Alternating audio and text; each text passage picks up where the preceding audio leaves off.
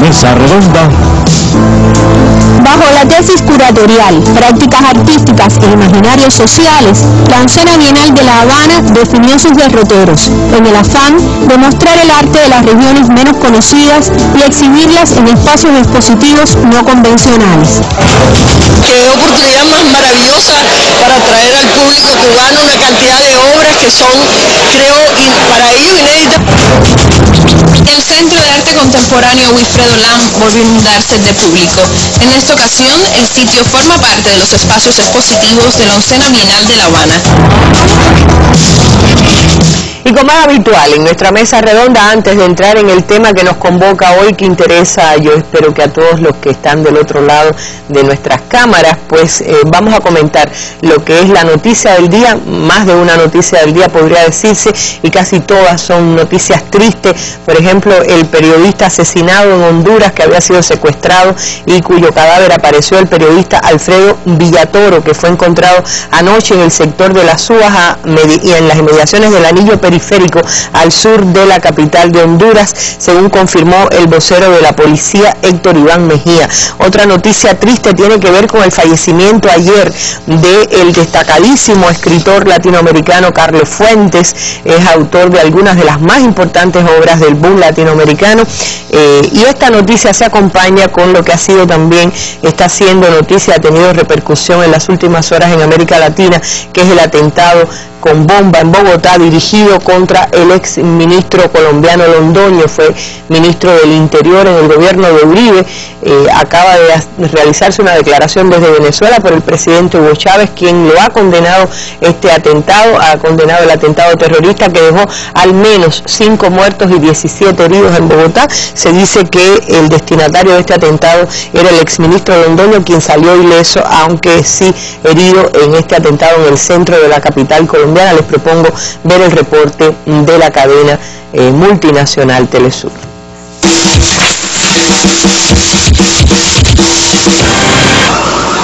La explosión sacudió el norte de la capital a pleno mediodía. Una zona que se caracteriza por su actividad comercial. A pocos metros se ubica una universidad y el paso del sistema masivo de transporte público. Estaba ahí sentado y de un momento a otro escuché la explosión, miré hacia abajo y salía mucho humo, la gente pedía auxilios, había gente de la buseta que estaba vuelta a nada, que salía por las ventanas. Salió durísimo, la gente apenas, la buseta quedó sin el techo, eso salió volando. Varias cuadras a la redonda fueron acordonadas, mientras la confusión se apoderaba de los transeúntes de la zona. La joven salió como aturdida y llena de sangre y pedazos de carne. La persona fue horrible, había un caos terrible, las personas de la buseta se bajaron corriendo, subieron en la iglesia, les dimos agua. Un carro de servicio público quedó destrozado, junto a él varios automotores. La versión de las autoridades es que se trató de un atentado contra el exministro Fernando Londoño, uno de los defensores del legado del expresidente Álvaro Uribe Vélez y su doctrina de seguridad. El alcalde de la ciudad anunció que se conoció un video de seguridad que registró los hechos. Que desde afuera del vehículo, aún no sabemos si la persona que caminaba puso con un sistema de ventosas el explosivo sobre la puerta, pero desde afuera accionaron ese explosivo y provocó los hechos que ya ustedes conocen. Por eso las medidas de seguridad fueron redobladas en la ciudad. El gobierno ofreció $50.000 por información de los responsables. Y bueno, es la noticia del día. Les decía que desde Caracas el presidente Hugo Chávez ha enviado sus condolencias a los familiares de las víctimas, ha condenado el ataque. La nota diplomática emitida por la Cancillería venezolana dice que Chávez expresa su más firme condena al atentado terrorista perpetrado en una zona muy transitada de Bogotá, que iba dirigido contra Fernando Londoño, quien está ya fuera de peligro, sin que las autoridades aún señalen culpables. El gobierno venezolano expresó también sus condolencias a familiares y allegados de las víctimas, así como a todo el hermano pueblo colombiano que hoy guarda luto por este lamentable acontecimiento. Son las noticias, o es la noticia que estremece realmente hoy a nuestra región. Después de comentar esta noticia del día, damos paso ya a nuestra mesa redonda de hoy. Vamos a hablar de la 11ª Bienal de La Habana, eso que ha desatado el arte, las artes plásticas por toda la capital cubana y nos ha convertido en participantes de uno de los grandes acontecimientos culturales de nuestro país.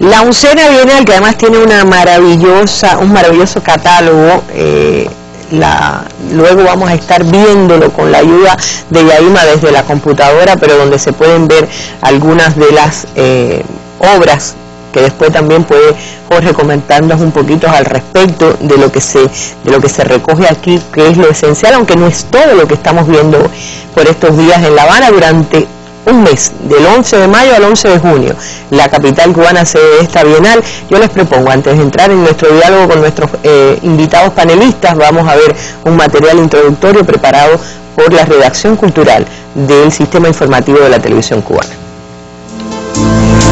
Bajo la tesis curatorial, prácticas artísticas e imaginarios sociales, la 11ª Bienal de La Habana definió sus derroteros, en el afán de mostrar el arte de las regiones menos conocidas y exhibirlas en espacios expositivos no convencionales. Obras de más de 115 creadores de 43 países permiten hoy visualizar el discurso del llamado Tercer Mundo. Este propósito ha sido eje desde la primera edición del evento, organizada por el Centro Wilfredo Lang.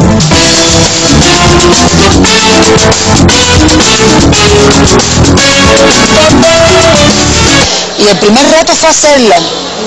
El primer reto fue dedicar esta Bienal al Tercer Mundo. La primera edición del evento se realizó en el año 1984. Asistieron cerca de 800 artistas de 22 países de América Latina y el Caribe. En ella se desarrolló un coloquio internacional dedicado a Wilfredo Lang. Y el hecho de que se quisiera reconocer a Wilfredo Lang, porque yo creo que ese es el origen de la Bienal, y el origen de que también fuera América Latina, Asia y África a partir de los componentes étnicos de Wilfredo Lang, que fue de donde se partió específicamente para eso. Yo creo que sin duda la Bienal tiene un peso muy grande en la historia del arte contemporáneo. Desde los años 70, 80 para acá, a pesar de que existía una Bienal histórica como la de Venecia y una latinoamericana como la de San Pablo en los años 50, no hay duda que en los 80 cuando crecen y se desarrollan todas las bienales que hay hoy en el mundo, que ya casi llegan a las 200, y esos son espacios de legitimación. Las primeras 2 ediciones tuvieron un carácter competitivo. Desde el tercer encuentro, la Bienal se estructura a partir de un tema que siempre ha estado en sintonía con el contexto en el cual se desarrolla. Yo creo que en el caso nuestro, a pesar de que se nos pueda decir que está muy apegada a la realidad, a los problemas sociales, los problemas políticos, económicos incluso, yo creo que eso ha permitido siempre estar reflexionando del papel del arte el valor del arte en determinadas circunstancias, en determinados contextos. Pero todavía nosotros en el Tercer Mundo tenemos retos que no hemos podido salvar. Nosotros en el Tercer Mundo, en Asia, África, América Latina, tenemos artistas de primera categoría y lo peor de todo es que no los conocemos y seguimos. Y yo creo que ese sigue siendo el reto de la Bienal de La Habana, hacer que se disminuya la distancia entre los artistas de lugares tan cercanos entre sí. El mérito de la Bienal de La Habana no solo ha sido el necesario acercamiento al arte que se crea en los países del sur y en el mundo todo, sino también su presencia durante 25 años en la vida cultural del cubano. A pesar de la tendencia mundial de una ausencia de público en los centros expositivos por la complejidad de los discursos estéticos y la banalidad en los gustos, producto de la globalización, las bienales en Cuba han promovido el acercamiento y la posibilidad de interactuar con el espectador. Así el artista puede confrontar su obra y observar las reacciones que ella origina. La Bienal en cada edición irrumpe en calles y plazas y esto ha permitido una complicidad entre creadores y público entrenado o no para apreciar el hecho artístico que hace que cada vez sea mayor las respuestas de los creadores a la convocatoria del evento. Esta 11ª Bienal trajo a La Habana a figuras trascendentes del arte contemporáneo mundial, el austriaco Hermann Nitsch, la serbia Marina Abramovic y el mexicano Gabriel Orozco son algunos de ellos quienes compartieron presupuestos estéticos y formas de expresión con artistas y estudiantes. Entre imaginarios sociales y prácticas artísticas ha ido trazando su ruta esta 11ª Bienal. Aportes, la participación de la comunidad, el acercamiento entre creadores, incluidos los más jóvenes, y el compromiso con el hecho artístico como reflejo de nuestras realidades. Aleida Piñero y Clotilde Serrano, Sistema Informativo de la Televisión Cubana. Las gracias a Aleida y a Clotilde por este excelente trabajo introductorio a nuestro diálogo. Yo me voy a apoyar bastante en el catálogo, que además yo decía, es una obra que dirigiste tú, pero voy a decir los créditos de Wanda Canals como editora, la coordinación general de Margarita González Lorente, la información Blanca Victoria y Yesel Melo, la traducción de Olimpia Cigarroa y el diseño de Víctor Manuel Cabrera Muñiz. Es una obra del Centro LAN y realmente un tesoro. Yo creo que se parece mucho a la Bienal, lo que he podido revisar. Jorge, vayamos al título de esta exposición, Prácticas Artísticas de esta Bienal e Imaginarios Sociales, un poquito para explicarlo, aunque yo creo que todo lo que veíamos ahora lo explicaba de algún modo. Claro. No, la idea, siempre llegar a un tema en la Bienal de La Habana es complejo, ¿no? Son muchos días de bajar, de reflexión, meses enteros. Es un análisis también del equipo de curadores del Centro Wilfredo Olá. Era complicado llegar a esta idea. Ya en la Bienal anterior el tema fue integración y resistencia en la era global. Normalmente las bienales llevaban un tema. Sí. Aquí no se desde la tercera. Aquí no es exactamente un tema. Claro. Son muchas cosas las que se están manejando, ¿no? Dentro de las prácticas artísticas, los imaginarios, yo creo que es interesante también cómo se está moviendo el concepto de esfera pública. ¿Qué papel juega eso? El espacio ciudadano, el público, la gente. El imaginario siempre es la manera en que una sociedad puede aproximarse a un interés común, ¿no? Antes que eso pueda instituirse también como normativo. Bueno, cómo la gente va conciliando sus ideas, sus utopías, sus sueños, sus aspiraciones. Y es interesante cómo eso se va estableciendo también como relato, cómo se van creando también estos nuevos relatos.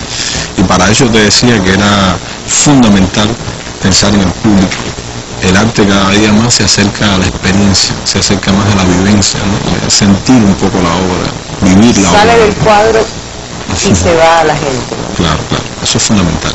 Ya no se puede pensar en los artistas plásticos como pintores, como escultores, sencillamente de museos o galerías. Por lo menos esta Bienal nos dice otra cosa. Claro, yo creo que lo fundamental no es que desaparezca, no va a desaparecer la pintura, no va a desaparecer la escultura. Yo creo que todo está sucediendo, ¿no? Pero evidentemente lo que la Bienal está tratando es ver el arte también en esa expansión, el arte como campo expandido, metido en todos los intersticios que puede posibilitar la sociedad, que puede dar un contexto determinado.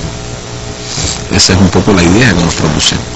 Y evidentemente, bueno, creo que la Bienal también ha tenido una tradición, realmente no estamos inventando nada nuevo, ¿no? Había una tradición desde su fundación de tener un contacto fuerte también con lo social, ¿no? Es la dimensión social también de la Bienal de La Habana. ¿Eso es una tendencia mundial o es una característica que le aporta Cuba? No, creo que Cuba, la Bienal de La Habana fue, yo creo que cuando surge Sao Paulo, quizás en Latinoamérica es la Bienal que antecede La Habana. ¿Qué año comenzamos? Las primeras, ya Sao Paulo es de la década del 50, bueno, La Habana es el año 1984. Y Sao Paulo estaban pensando cómo instaurar cómo establecer dentro de la Bienal quizás las vanguardias artísticas, cómo se podían leer las vanguardias artísticas, un poco mirando Europa en sus primeras ediciones. Y la Bienal de La Habana, creo que desde que surgió, no trató de establecer pabellones, delegaciones por países, sino la idea fue poner a dialogar artistas y proyectos de diferentes regiones, ponerlos a dialogar entre sí, ¿no? Que hubiera ahí una conexión, un intercambio, confrontar preocupaciones comunes. Esa fue un poco la idea. pero era un poco más interno, era un poco un evento de artistas. Yo creo que la novedad de este año es haber sacado mucho a la calle, que no quiere decir que sea la primera vez, pero estoy pensando sobre todo, digamos, en el proyecto de Mendive con sus cabezas, que salió a la calle también, conmocionó por donde se produjo, en la propia inauguración de la Bienal, lo que está ocurriendo en el Malecón. Creo que es importante, hay muchos proyectos que están ya insertados, dentro de lo que tú mencionaste algunos. Fue importantísimo, fue muy sorprendente también, a la gente gustó mucho la conga reversible de los carpinteros, que debe repetirse este sábado. Hasta ahora todo el mundo siempre había pensado en los carpinteros en obra objetual, escultórica, tradicional. Sin embargo, es una comparsa que baila al revés, que la música está pensada al revés, y evidentemente fue todo un suceso en el Prado, ¿no? En el Paseo del Prado. Allí mismo, un artista, Rafael Ortiz de Colombia, es un trabajo también muy interesante, que trabajó con estudiantes de la universidad, con una profesora, Lidia Castro, en una investigación sobre el tema del lenguaje, sobre todo el deporte, ¿no? Muy cerca ahí está la esquina caliente, donde se producen grandes debates, aglomeraciones de ahí estamos viendo un hecho muy singular, que es lo de Fabelo y llevar como los icebergs al Malecón. No sé si podríamos, quizá el detrás del muro, ¿no? Sí, sí. Está este banco del diálogo también. Una compañera nuestra me decía hoy, se ha convertido, ahí estamos viendo lo de Fabelo, los icebergs en el Malecón. Me decía, se ha convertido en un peligro manejar en el Malecón, porque entre las construcciones que hay hoy, que han hecho que se estreche la vía y que todo el mundo se vuelve loco mirando hacia los, ustedes se van a convertir en responsables en algún sentido de, no ha habido accidentes, ¿no? Sí, había preocupación con eso, ¿no? Y eso lo conversábamos con los compañeros también de la vía expedita, tránsito, pero realmente ha funcionado muy bien. Creo que lo más importante fue que el domingo, cuando se inauguró este proyecto, el Malecón se convirtió en una gran pasarela, ¿no? De gente mirando, interactuando, participando allí. Creo que fue algo excepcional, ¿no? Uno se da cuenta de que el Malecón es el lugar de congregación por naturaleza de esta ciudad, y yo creo que cada hora fue pensada para ese espacio, ¿no? Dialogando con ese espacio. Fue muy interesante uno de los performances de Reinier Leiva Mugo, un artista joven muy interesante. Era un poco poner a la gente a mirar hacia el mar. Todo el mundo se preocupa que los cubanos siempre se sientan mirando el mar, o mirando a la ciudad, mejor dicho, ¿no? Y después era un poco sentar un grupo de gente mirando a la costa, ¿no? Y habían piezas realmente muy sugerentes, todas un poco así. Tú empezaste con Vigilio Piñera, me parece fundamental, el fenómeno de la insularidad, el tema de la isla, el tema, y cómo se interrelaciona ese con el concepto de nación, con el concepto de territorio, y de alguna manera casi todas estas obras están hablando del viaje, la diáspora, que va mucho más allá de cualquier estigma, sino que en el caso cubano tiene una connotación mucho más amplia, ¿no? Mucho más simbólica. Que hay además una importante participación de artistas de origen cubano que residen en el exterior. Eso es fundamental. Yo creo que no se puede hablar del arte cubano sin el concepto de transterritorialidad, ¿no? Hay muchas obras que se están produciendo fuera del país. Hay una energía en el arte cubano a nivel internacional muy importante. Inclusive muchos artistas residentes fuera se cuestionan hasta los términos de cubano-americano. ¿Qué cosa quiere decir cubano-americano? Evidentemente algunos artistas no se consideran cubano-americanos que viven en Estados Unidos, piensan que siguen siendo arte cubano. Y ahí tenemos, bueno, el caso de Tony Labat, que tiene una pieza en el pabellón Cuba, ¿no? Es una mesa de billar que es la forma de la isla de Cuba, se llama Nivelar el Terreno, ¿no? La gente ya, muchos jóvenes participando ahí, jugando al billar en esta isla. Está Jorge Pardo, que también tiene una obra muy interesante ahí en la sala 50, que está en la planta alta del Centro Wilfredo Bonano, que crea una máquina para producir obras. Está María Magdalena Campo, también, que está tratando el tema de la conexión de la familia cubana aquí, afuera. Es una obra muy interesante, ¿no? Sobre los registros, un poco las relaciones que se dan entre estas familias. De alguna manera está produciendo pan todos los días, está conversando un poco cómo se comunican la gente en Cuba, cómo se comunican con los que viven fuera. Y es una reflexión muy interesante donde no está tampoco un análisis simple del asunto, ¿no? Una dimensión más antropológica, de reflexión mucho más profunda sobre ese tema. Y creo que está Florencio Gelabert también, que estuvo en el Malecón. hay una buena cantidad de artistas internantes también, que viven en Estados Unidos, viven en Holanda. Yo creo que hay muchos artistas que se reúnen en Cuba, que quieren hacer cosas, que siguen, que la obra perfectamente se inserta a lo que estamos haciendo nosotros acá, y que están muy felices y muy contentos de participar y de estar confrontando también con los artistas que trabajan en la isla, ¿no? La muestra va a tener un mes, es decir, la Bienal dura un mes, del 11 de mayo al 11 de junio. ¿Qué pasa después con esas obras? ¿Qué pasa con la ciudad? ¿Se quedará desnuda de este asalto del arte? Bueno, es como todo, ¿no? Existe algunas prácticamente nada que ver como obra permanente. Y yo creo que en eso muchas, para ser coherente con lo que hemos planteado, creo que muchos de los artistas, la mayoría de los proyectos que hemos desarrollado han sido obras en proceso, no son obras donde la objetualidad o la monumentalidad es lo que la distingue. Y eso también ha sido interesante, ¿no? Crear un proceso donde la gente tiene esa experiencia y después un poco que desaparece. Y también creo que lo más importante es que quede una huella, que la gente sintió que pasó algo. Yo no creo que el arte va a cambiar radicalmente nada, pero puede transformarle la vida. Yo creo en los microespacios, cómo la gente puede tener una experiencia personal también con la obra. Y de hecho ha sucedido, que estuvo por ejemplo en un artista francés muy importante, Girard, muy joven, de apenas 29 años. Yo incluso llevé a Gilbert después que él trabajó, estuve con él en los JR, y ha hecho un trabajo excepcional que va desde Centro Habana, metido por la zona de Cayo Hueso, el Parque Trillo, y es muy interesante porque es una obra, yo sé que a nivel visual y a nivel formal es exquisita, ¿no? De momento la gente no sabe si está viendo una pintura o si está viendo una fotografía, ¿no?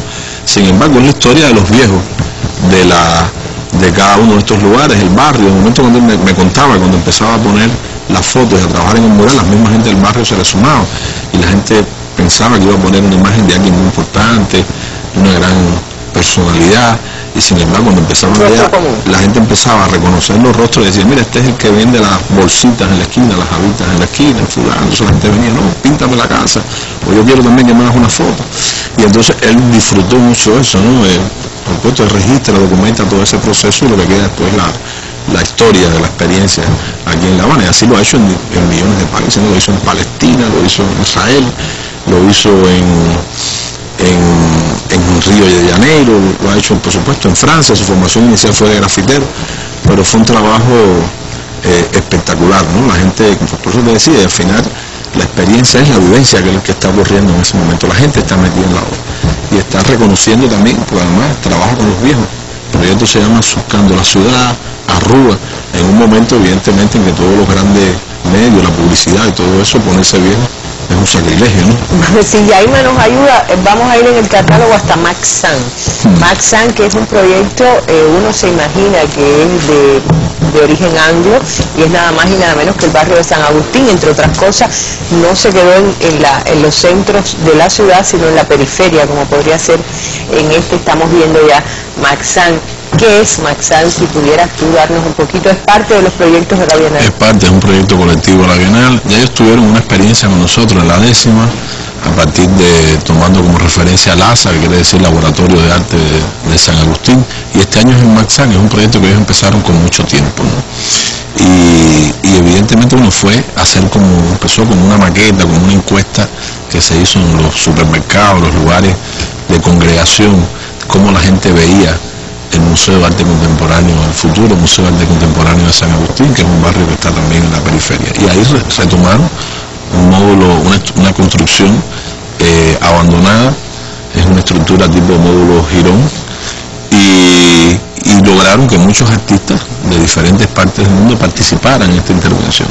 Y de hecho, bueno, es un proyecto, como ha ocurrido también en otros de la Bienal de La Habana, donde son equipos multidisciplinarios, están participando botánicos, arquitectos, ingenieros, y generando determinadas fórmulas de trabajo que le generen un beneficio también a la población. En estos momentos había uno que estaba explicando, uno de los artistas, era cómo secar determinados productos y frutas y cómo se podía hacer eso para que la gente conservara esos productos fuera de la temporada, cómo trabajar una determinada un determinado tipo de arquitectura, de agricultura. Todo eso encuestando también a la gente, hablando con la gente en el barrio. Han diseñado también una televisión que de alguna manera circula, la gente va con su memoria, puede copiar los programas, entrevistas a artistas, donde se habla un poco de la relación del arte con el contexto.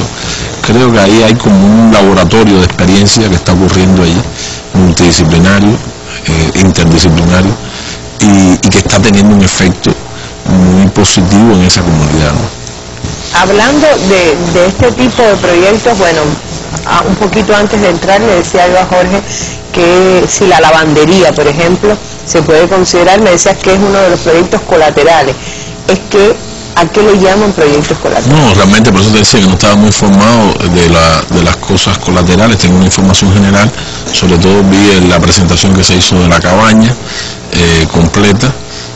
La cabaña es un proyecto colateral. No es de la Bienal, propiamente. No, existe, la Bienal tiene su estructura, ¿no? Que es la Bienal de La Habana, que siempre ha existido, donde participa un número reducido de artistas cubanos, en correspondencia también con algunos artistas que están participando de otros países, y también es un momento que se aprovecha para promover el arte cubano que se está produciendo de todas las tendencias, ¿no? Los proyectos colaterales no tienen que ajustarse al tema de la Bienal, no tienen que subordinarse también a esa museografía, hay mayor libertad para trabajar desde todos los estilos, de todas las tendencias, y creo que también es importante porque son proyectos que se consideran, de hecho están establecidos como una plataforma también de lanzamiento y de promoción para muchos artistas cubanos, una gran valía, pero que no pueden o que no están participando directamente en el catálogo.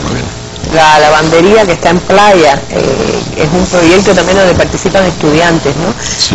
Porque la participación estudiantil ha sido muy fuerte y muy relevante. La Universidad de las Artes, también ELISA, ha sido una subsede de la Bienal. Ahí sí no es colateral, es parte de la Bienal. Ahí yo creo que ha sido interesante, primero la participación ahí de los estudiantes. Ellos tienen un proyecto también que titularon lo inédito viable, ¿no? Y a partir de ahí, bueno, la idea es generar talleres, intervenciones, donde han mostrado todas las prácticas y los procesos pedagógicos por año, ¿no? Cómo se establecen, y eso por supuesto ha generado, se ha traslucido en exposiciones, en proyectos de los muchachos.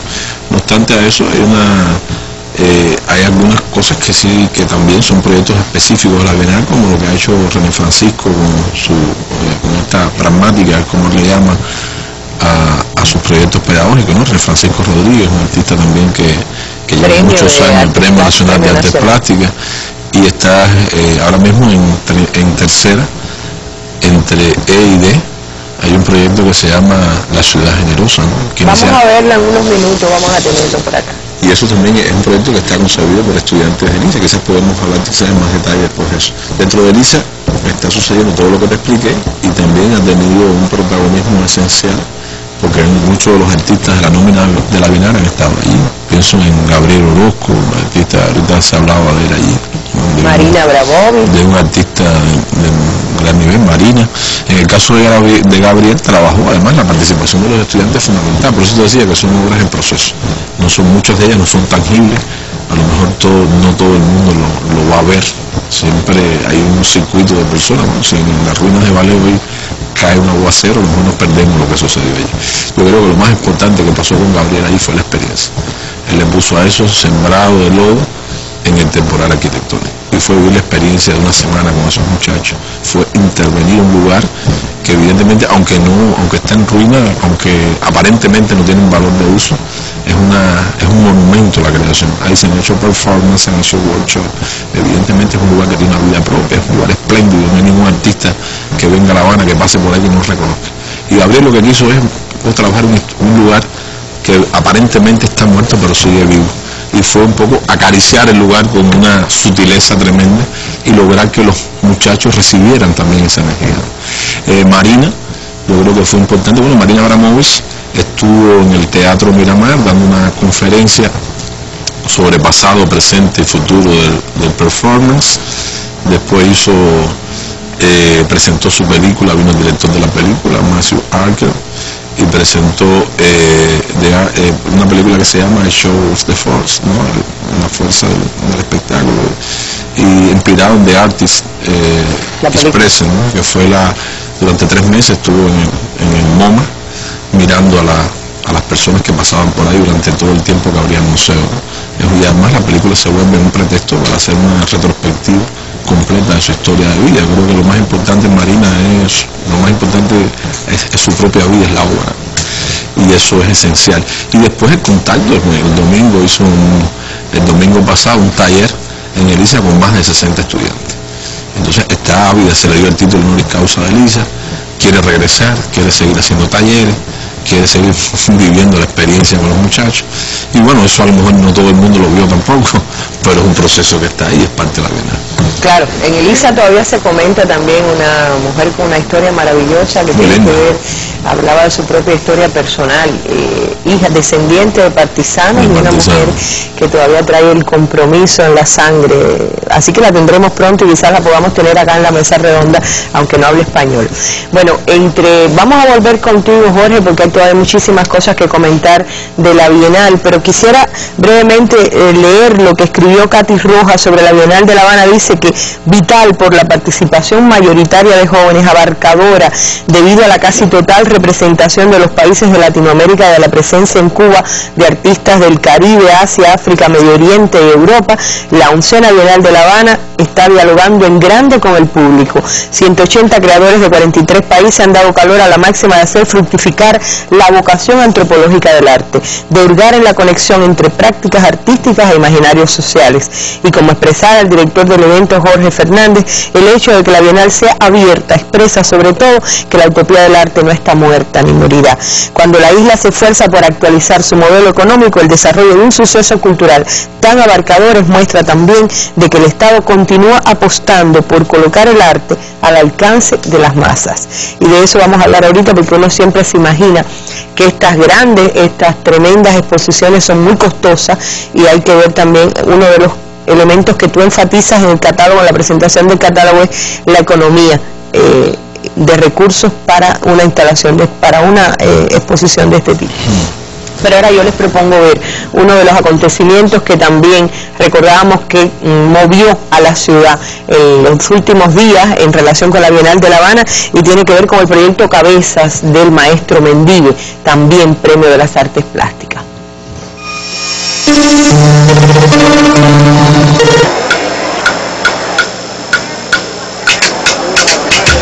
Me parece muy interesante que el arte llegue también al pueblo, ¿no? No solamente que el pueblo vaya al arte, o aprovechar distintos lugares de nuestra isla que son preciosos, donde se pueden hacer miles de cosas, instalaciones, performances, murales, en fin. Creo que sí, el arte está en todas partes, pero hay que tener buen ojo y buen corazón.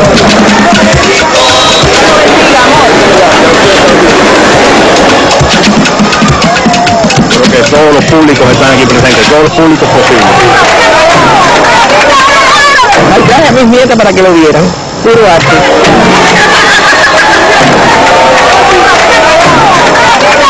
Nunca había visto un performance tan abarcador, Provocador, tan interesante, en el sentido de que ha arrastrado a mucho público.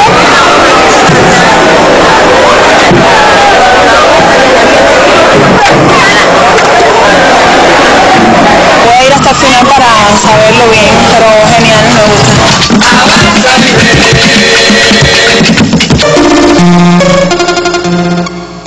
Y bueno, ayer estuvimos en la inauguración de una exposición Travesías que tuvo lugar en el Teatro Bertolt Brecht.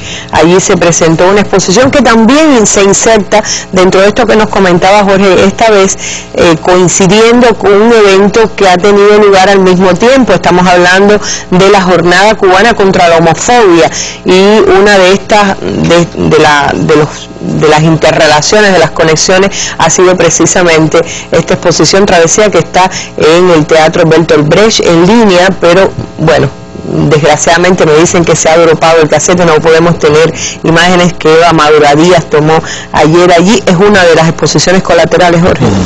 Pero ahí estaba, yo le decía, un mecenas de la cultura mundial, como es Gilbert Broughton, a quien le agradecemos muchísimo, creo que tiene mucha responsabilidad y eso lo podrá confirmar luego el propio Jorge, en los resultados exitosos de esta Bienal, y estuvo apoyando lo que fue la exposición ayer, según decía Mariela Castro también en la inauguración. Gilbert, su opinión sobre este suceso y por qué lo apoya tanto la Fundación Brockton.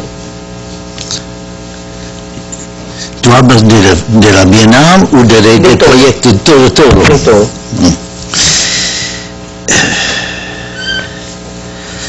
El objetivo principal de la fundación, de nuestra fundación, es promover la justicia social a través principalmente de la cultura, porque toda mi vida trabajaba en la cultura, museos, etc.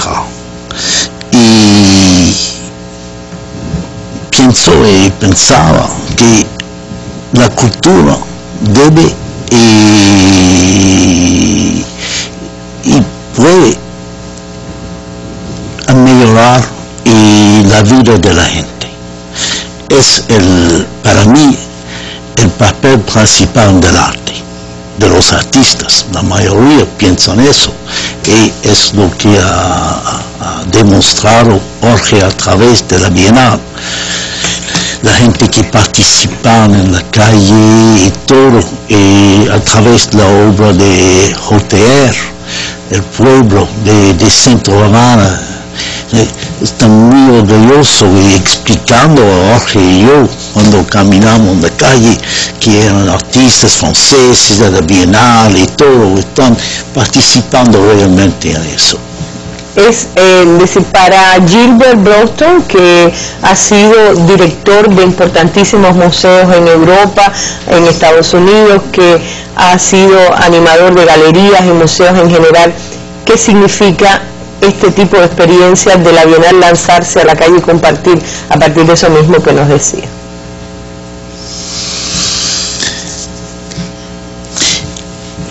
La Bienal más conocida se llama la Bienal de Venecia. Sao Paulo hay otras bienales, pero realmente desde mi punto de vista, y yo hablo realmente de corazón, la Bienal de Oncena y los otros, pero especialmente esta Bienal no tiene realmente nada a envidiar a Venecia, porque Venecia ya no hay realmente pueblos, son restaurantes, son turistas, son más de 1 millón de turistas que vienen cada día a Venecia. En Cuba es completamente diferente. Además de Venecia, pienso que Jorge puede confirmar eso, que es más una feria de arte. Hay artistas, hay una galerista, uso a gente delante cada obra casi, porque es más un mercado de arte. No hay realmente nada a descubrir, no hay pocos artistas que vienen del tercer mundo, todo lo contrario de lo que pasa en Cuba. No hay mercado, es mostrar obras, la obra de René Francisco con los alumnos y todo lo que han explicado Jorge. Es realmente un ejemplo que los otros bienales debe seguir. En el caso particular de la Fundación Brockton, ¿qué participación concreta ha tenido en esta Bienal de La Habana? Yo puedo hablar de travesía, pero Jorge, mi jefe puede explicarle la participación, pero yo, sin falsos pudores, yo me veo más como un asesor y nada más, y gran amigo de Jorge. Mi gran amigo de Jorge. Pero no se puede descuidar, usted decía de lo que pasa, por ejemplo, en la Bienal de Venecia, siendo tan importante, tiene que ver con el mercado del arte, que es cada vez más alto, de más alto precio, más costoso, más elitista, mientras que acá lo que vemos es una integración sociedad-arte. Para mí, el mercado está matando el arte. si un artista ahora está, no sé, haciendo arte para el mercado, es el fin de su arte. Y aquí no existe eso.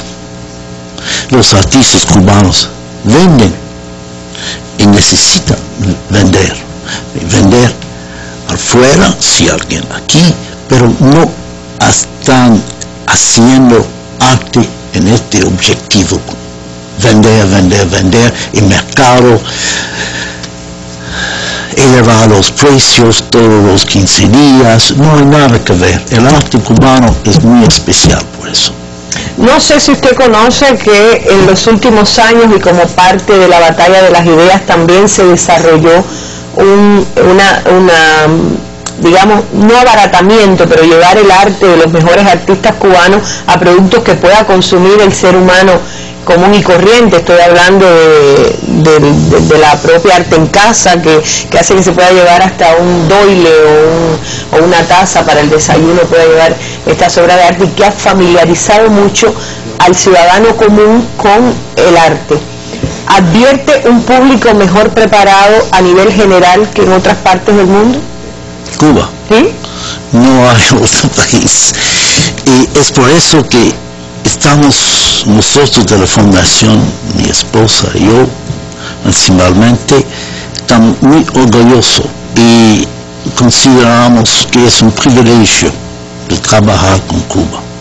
¿Y por qué? Porque Cuba es el país que ha hecho más que ningún otro país en preparar el pueblo con la educación y la masificación de la cultura. Se puede hablar con cualquier habanero en la calle, no sé si está leyendo filosofía o la feria de libros es un ejemplo de todo. No sé, hay miles y miles de habaneros y cubanos que van a comprar libros porque están preparados por eso. No existe en otro país. Podemos hablar de Estados Unidos, no hay tanto interés a la cultura ni a la educación. Bueno, pues yo le pido a usted también que espere un poquito porque quiero hablar de otro tema con usted y un tema muy cubano en el que ha sido indispensable su colaboración, su compromiso y su apoyo. Seguimos en nuestra mesa redonda hoy hablando de la 11ª Bienal de La Habana, decía esa suerte del arte por todas partes que está inundando nuestra capital, en un momento en que está bastante caliente la ciudad de La Habana con el tema de la pelota y con industriales y matanzas que hoy dicen que se va a inundar de industrialistas de colores azules también el estadio en Victoria de Girón. Hay que ver cómo la locura roja los acoge. Tiene que ver con un acontecimiento que hoy por eso no vamos a tener esquina como es habitual los miércoles, pero yo les propongo ver un material preparado por la periodista Loli Esteve con una de las exposiciones o muestras de esta Bienal que tuvo lugar en el ISA y que además puede considerarse de las más complejas y controversiales.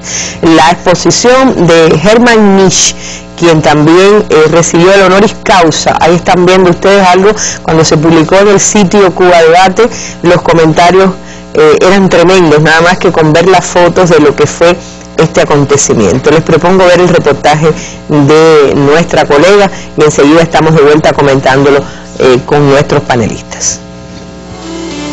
Oportunidad de encuentro para artistas emergentes, la 11ª Bienal de La Habana provoca también la aceptación de consagrados y expertos. Y en este momento no quiero estar en ningún otro lugar que aquí en Cuba.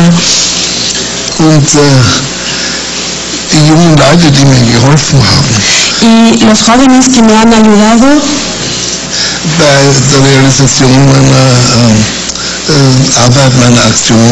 en la realización de mi trabajo, de mi acción, eran tan entusiastas.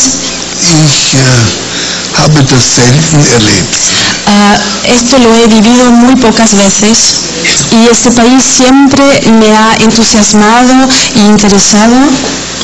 Und irgendwo habe ich das Gefühl,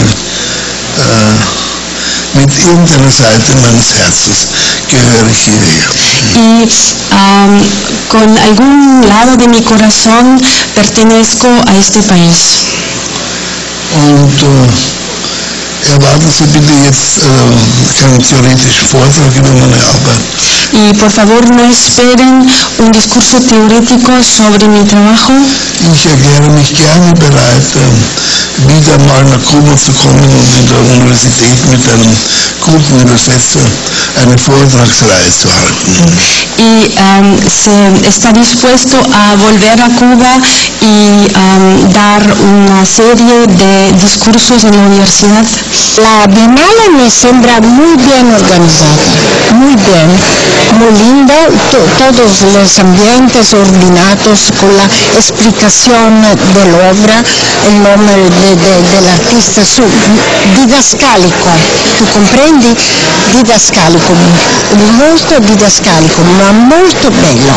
E gli artisti cubani sono meravigliosi, come i napolitani. Io sono napolitana. I napolitani non son como todos los otros italianos, son diferentes, hay mucho calor. Noi habemos los españoles, la dominación española a Nápoles, tú lo sé. Allora hay una cultura mixta, europea y tradicional, como aquí. La gente canta, la gente gusta de comer, la gente ama la vida. E la gente aquí son molto gentili, tutti molto gentili, sensibili. Coincidencia de vida y arte. Oncena Bienal de La Habana. Loli Esteves, Sistema Informativo.